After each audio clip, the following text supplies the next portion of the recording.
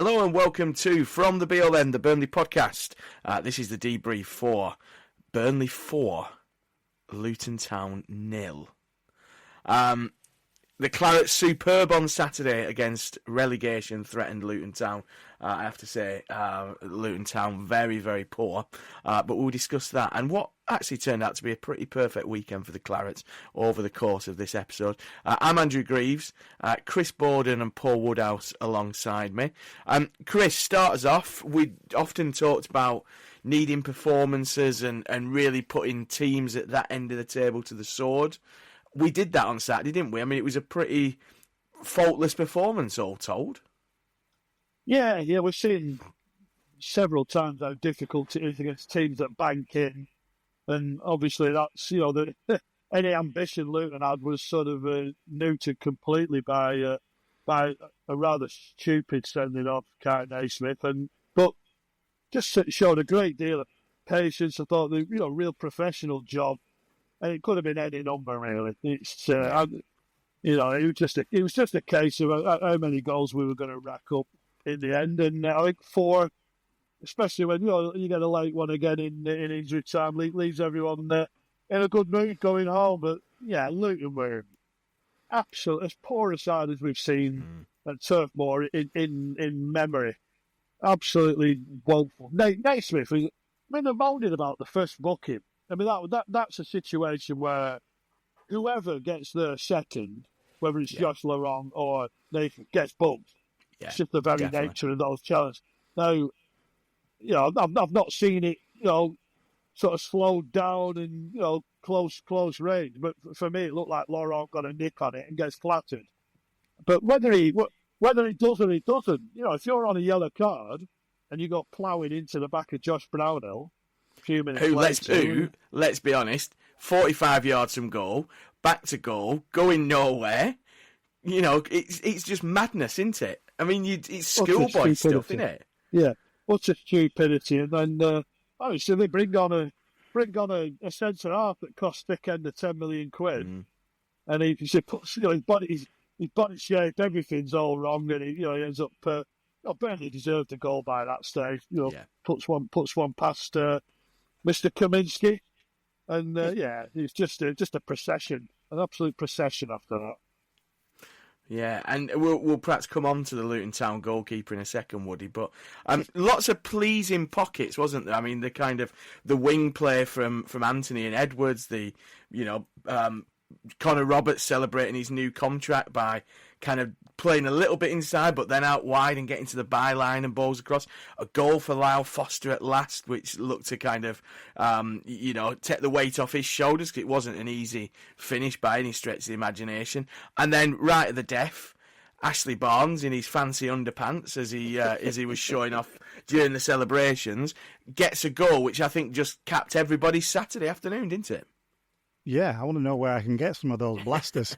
They're available at the club shop, Warner or otherwise. But it was pretty much, as I suppose as ideal afternoons go, that was pretty much it. I mean, on another Saturday, we probably would have threatened to maybe we could have run riot that second half. But, just as Edward started to look like he was going to run absolute rings, and he'd done enough. By that point, we just said, "Okay, well, we'll take his 2 most influential players off on 60 minutes, and we'll just see the game out because we've got a game Tuesday." And so, Foster getting his goal, I think some of the play, like you say, down the right hand side, and we have struggled against 10 men previously. Yeah. We struggled against breaking sides down. It was just pretty much at will, irrespective of how bad Luton looked. And the difference has been, I think, Edwards, purely and simply the fact that he has that Trezor weight of pass.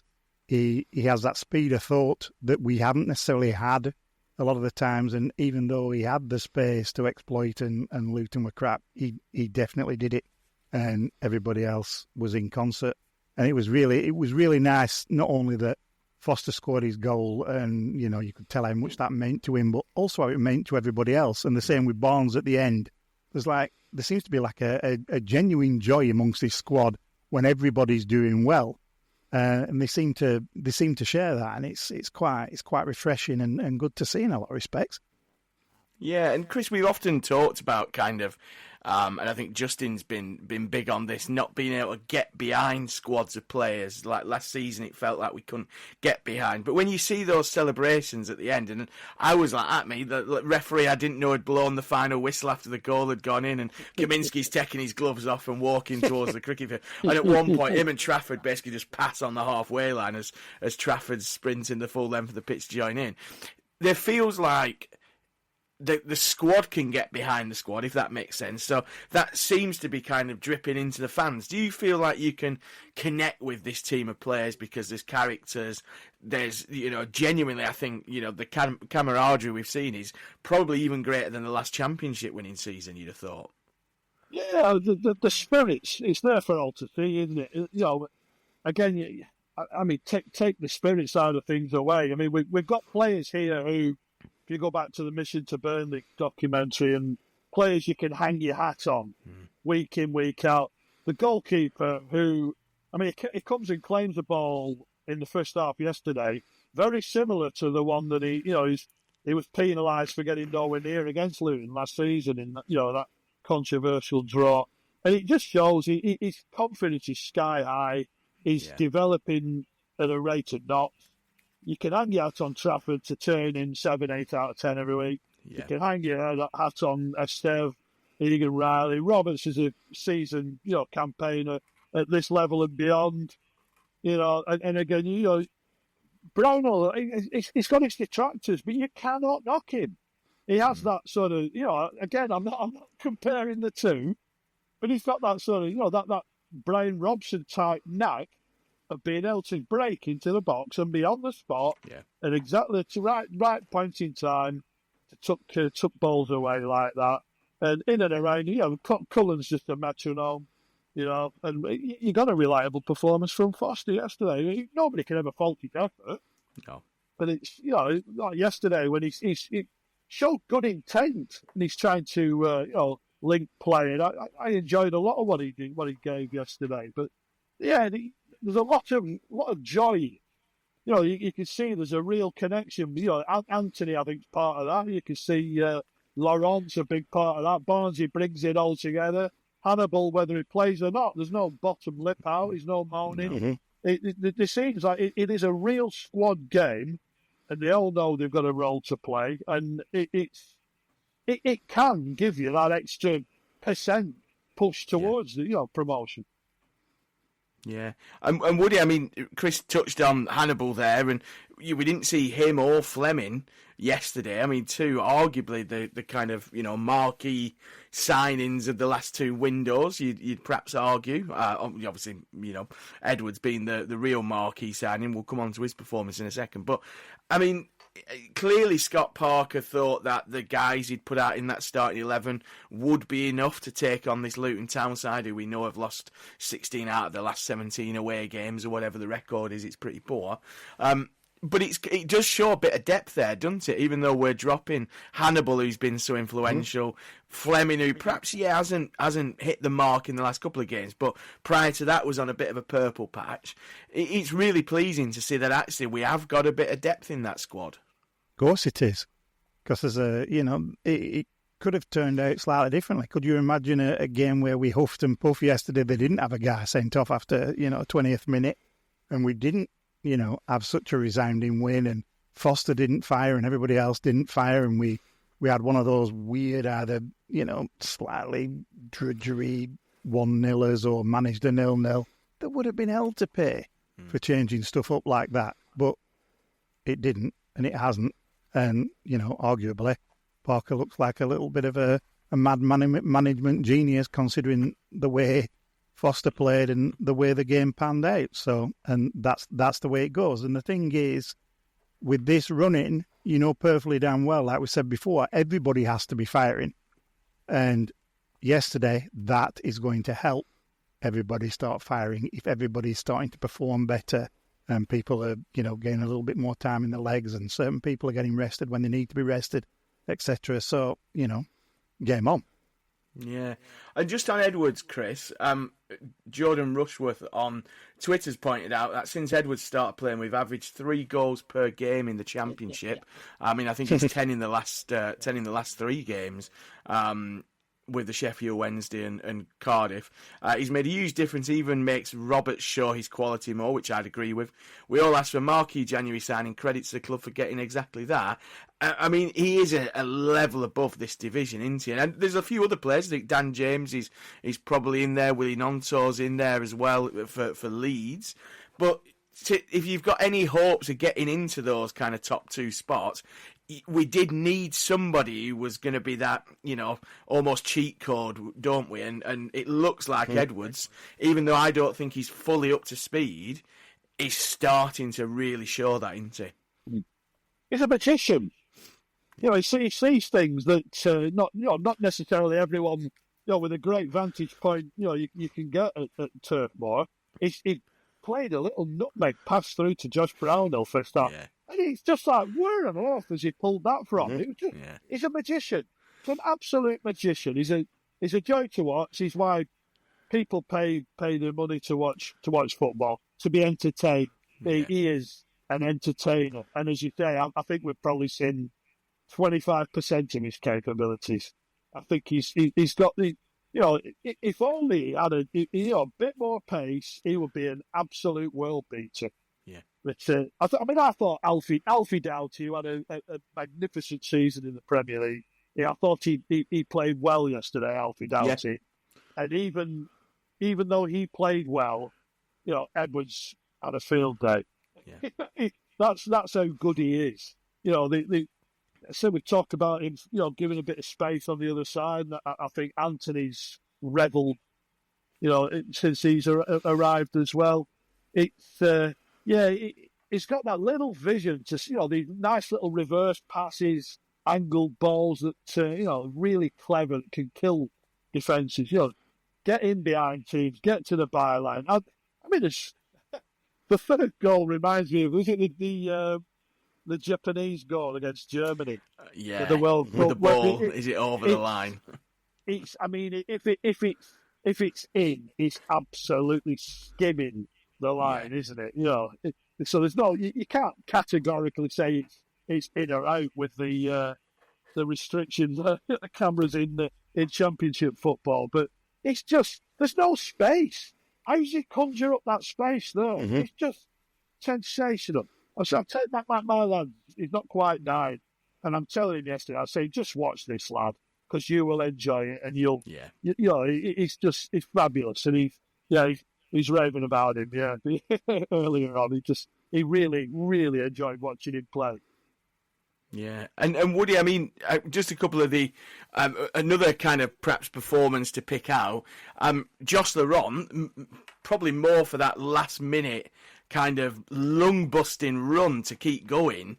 And then what a ball in for Ashley Barnes. I mean, Laurent's a weird player because he kind of does a lot of work without you really noticing him doing a lot of that bitty stuff, involved in the first booking, always there putting his foot in.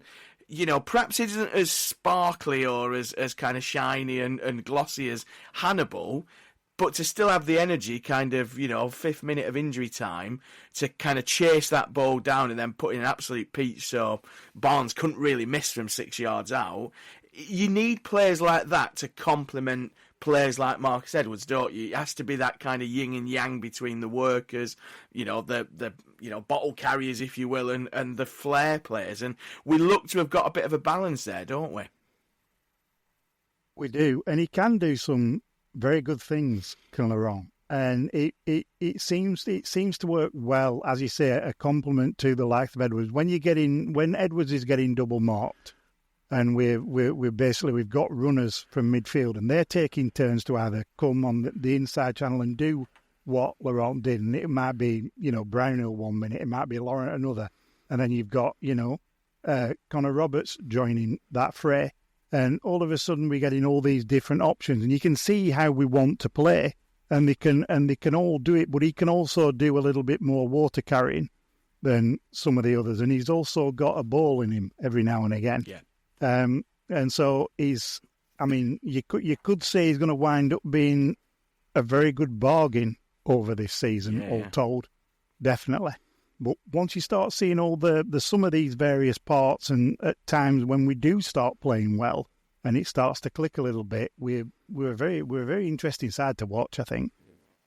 Yeah, the less said about Laurent's miss, the better. I think he really should have. Yes, he's really very good at that as well. Yeah. I think he's admitted that a couple of times, hasn't he? But Chris, just looking at the Championship table, Leeds United losing at Portsmouth, bit of a shock result, but Pompey very, very good at home, best home record this calendar year in the Championship. They sit on the top of the pile, 76 points, goal difference of 49. Sheffield United second on goal difference, same number of points, 76, 24 goal difference. The Clarets in third, 2 points back, 74 points on the board, 39 goal difference after 36 games. We've said a few times we've just got to keep on the coattails. You know, we've got Sheffield United to play. I think Sheffield United have the Sheffield Derby coming up on Saturday as well. I know there's no easy games. We've got West Brom tomorrow night, Tuesday. It's really going to go down to the wire, isn't it? This kind of battle for the top two. But also, I think now, probably Leeds only collecting 1 point out of a possible 6 in the last 2 games. The Championship suddenly becomes open as well, doesn't it? Oh yeah, no, it's a 10-game shootout between the three top sides. And we a lot of talk about this being a poor standard in the Championship. I mean, we won the Championship 2 years ago at a canter, and Sheffield were a decent side and came up in our wake. But to have 3 sides as good as this at this level, because obviously we don't know what should all 3 be promoted? How they'll fare next year? It looks like a tough task, but I think there's a lot of pundits and a lot of people got carried away by. Admittedly, Leeds, they score at the death to beat Sunderland, which was mega. Then they do the same against Sheffield United, and it must psychologically gave them a huge lift. Everyone's talking about the crowd basically sucking those goals in for them and playing such a huge role. And there's no doubt they're a talented side, but they've got their flaws. The goalkeeper isn't good enough. It's cost them again today. Because I mean, if he's not sort of juggling the ball himself, he hesitates today, and he's in no man's land for the Portsmouth goal today. I was looking before. I think they've got a similar amount. Burnley have got 20 goal scorers this season, which is bonkers. But 5 of them have since left the club. So of the players still at the club, we've got a similar amount of players who've scored goals this season as Leeds. The only difference is, I was looking at like left back's got 3, Firpo. Bogle's got 4, and then you've got people chipping in. Strike's got 5, I think, and you've got a few players with a few more. But if you look at like Brownhill's contribution, or Fleming's contribution, they're up there with Leeds' top contributors, and I don't think they have a forward. Who scare the living daylights out of you at this level. So that's where they're short. Peru's missed an absolute sitter today. They'll be ruined. Sheffield United have got a wealth of options, particularly in the striking areas. But you look at the goal difference; it's going to be worth they're not going to claw that back. So that could be worth an extra point to us come the end of the season. But there's going to be more twists and turns. It's remarkable, I find it, that we've only lost twice. Yeah. Leeds have now had that unbeaten run broken. So how does that play to their psyche and things like that? But there's a few little sneaky ones. Like, so you've got the Sheffield Derby, and that's it. Blackburn played Sheffield last day of the season. They're going to do us no favours whatsoever. I expected Preston to get beat there yesterday, and it looks like they put up a decent fist of it, to be fair, to North End. But that game at Turf Moor is going to be absolutely pivotal, isn't it? I think nobody expected any different. So our record's decent against them, and long may it continue. Yeah, and Woody, I mean, just talking about goal scorers, I mean, I saw something on Twitter. I've just been trying to find it, but Borja Sainz, who is the I've gone and butchered his name, I'm sure I have. The joint top championship goal scorer hasn't scored since November. It's almost a league that you don't need. I know we cried out for a number 9, but instead we've got a tricky winger, which is helping us to unlock goals. I mean, a striker's overrated in the championship this season. That's what I'm trying to say. Obviously, Sargent having a good season at Norwich, but he's on 12 goals, the same as Brownhill. Joe Peru on 15 goals, same as Sainz. But it's not a forwards league, is it really? It's a bit of a weird one. Like Chris said, you've got Bogle chipping in, you've got Strike with 5 or whatever it is, you've got, wingers scoring goals, number 10 scoring goals. It's a weird division in that sense, isn't it? And I suppose in a way it's a reflection of how football's changed a little bit, but also how difficult it is within the Championship to find genuine top-class goal scorers. It's extremely difficult, and it's also because it's quite easy for sides to do the low block thing and make it difficult for somebody to do anything, no matter how good or bad you are. But it's like, you throw Trafford into that, Leeds team, and they're probably 15 points clear. Yeah. If you give us Edwards all season, we're 15 points clear. And it's just those little slight differences. But I think it's the way it plays, and I think it's going to turn out to be an exceptional little running. I'm getting quite excited for it now. Yeah, it's going to be a great last end of the season, because I have no idea what's going to happen. All I know is that there are two sides amongst. We'll still say Sunderland are somewhere near, but they probably aren't. But out of these 4 sides, there's only 2 that know how to go up. Yeah. Leeds know how to fuck up, and so does Sunderland. And we'll see what happens, because it comes down to who's been there before, and whether they can do it again. And it's going to be great. It's not a foregone conclusion, like everybody said. Oh, Leeds have pissed this. Have they really? Yeah. And just looking at some of the other sides in there, Chris, I mean, Coventry's the kind of the team that we always get, don't we? Always get one of these teams. I remember, I think Portsmouth got promoted years ago, kind of really poor start to a season. I think maybe Roy Keane did it with Sunderland going back 15, 18 years. There's always a side who kind of pots the manager at almost the perfect time. Mark Robins has obviously been there a long time. And Lampard, and we've been very critical of Lampard, and we didn't want him anywhere near Burnley Football Club because of his, because of perhaps the perception we have of him as a manager. But, I mean, they've won their last 5 games, late winner yesterday against Stoke. They look kind of the team just coming into it at the right time, don't they? If we are going to look at the perhaps also rans outside of the top 3. Oh yeah, it's a club record. They're in the form of their entire history. They've won 9 out of 10 for the first time in their history. And I've not looked closely. I've not seen in a live game or anything like that. But he's obviously doing something right, Frank Lampard. I know the chairman took an awful lot of flack for getting shut to Mark Robins, who'd done a magnificent job at Coventry. But they were. Actually, I thought they showed a distinct lack of ambition at Turf Moor when we beat them 2-0 earlier this season. There'll be a different proposition at their place. They shifted the game and the kick-off time. They anticipate, a decent fixture there. Side pushing for the playoffs and a side pushing for promotion. And maybe this sniff a bit of an upset, perhaps. Yeah, it's magic, isn't it? And the best thing is, it looks like they'll keep that lot out the road out of the playoffs as well. So good on them. Yeah, and I think Rovers. They'll finish. Yeah, they'll finish. Battle is done, isn't it? I mean, I guess kind of, John Eustace getting his first win as Derby County manager. You could see a mile off. A lot of toy shops having snakes return today. Yeah, there's some brilliant footage of them trying to blow some of these snakes up at train stations, which was quite witty. Just before we go, a quick look ahead to tomorrow night's fixture against West Brom.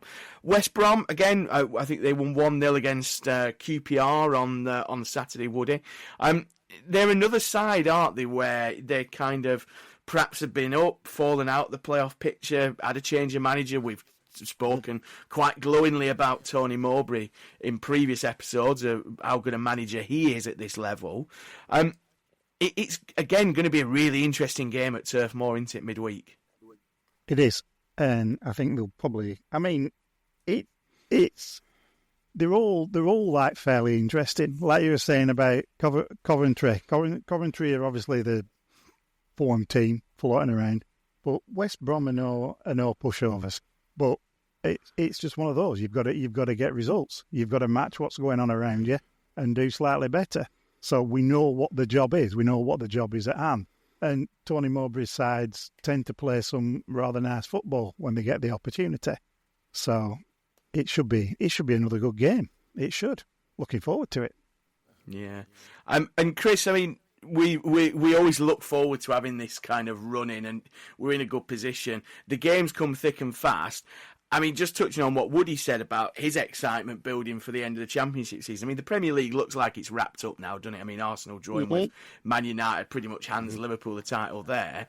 The Championship is a really interesting proposition, isn't it? And you kind of think that sometimes when you look outside the top flights, I was reading an article about the Bundesliga 2, and I think there was a team there that had been in, second in the table and hadn't won at home all season and things like that. There's loads of really weird and wonderful stories outside the big divisions, isn't there? And do you expect a kind of, race to the wire for pretty much everything, really? Who's going to fill those playoff spots? Relegation perhaps looks like it's becoming a bit of a foregone conclusion now, but are you as excited as Woody for the Championship running? I'm just... All I'm focused on is Burnley Football Club and the next fixture, and putting that to bed. Hopefully, it like I said before, there'll be more twists and turns. I'm sure the TV schedule plays into that. One team plays before another on a weekend. Can they put a bit of pressure on the other two clubs, perhaps? But I say it's not beyond West Brom putting a spanner in the works tomorrow night. It's as I say, Mowbray's, different to Corbett. He's one of them who probably take the handbrake off. West Brom were, quite, very disciplined, structured in the passing, but Mowbray's sort of a bit more free-flowing. And that's it, they drew with Leeds the other week. They're capable of pulling a result out of the bag, and they're also capable of, going the other way and throwing an odd result in. So you have no idea what to expect. It's just got to take it one at a time, the old adage, and fingers crossed we come out in one of those top two spots, and you'd love to win the title again. Can you imagine winning 3 championships in successive? It's crazy, isn't it? But I honestly don't give a monkey's how Burnley are promoted. Hopefully it's in the top 2, but if it's not going to be the top 2, we'll go and do it under the arch instead. Definitely. What a way to end. Thank you very much for your time, gents. Really appreciate it. We'll be back on Thursday night. We'll be back recording on Thursday night, ready for the Friday episode. Hopefully, we'll be debriefing a positive result against Tony Mowbray's West Brom at the Turf. Wherever you're watching that game, hope you enjoy it. Enjoy the week. We'll see you at the end of this week. Until then, up the Clarets. How many times do I have to tell you? Stop moaning!